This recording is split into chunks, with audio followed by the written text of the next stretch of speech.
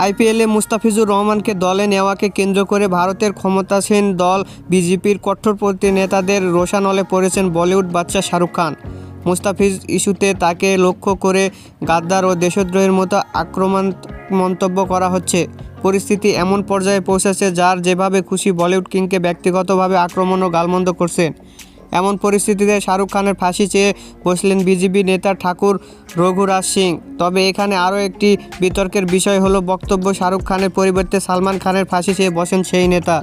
সম্প্রতি এক বক্তব্যে ঠাকুর রঘুরাজ সিং খুব জেরে বলেন, সালমানের সব ভালোবাসা পাকিস্তানের প্রতি, তাকে সেখানে পাঠিয়ে দেওয়া হোক, ও একটা দেশদ্রোহী, ওকে ফাঁসিতে ঝুলানো উচিত।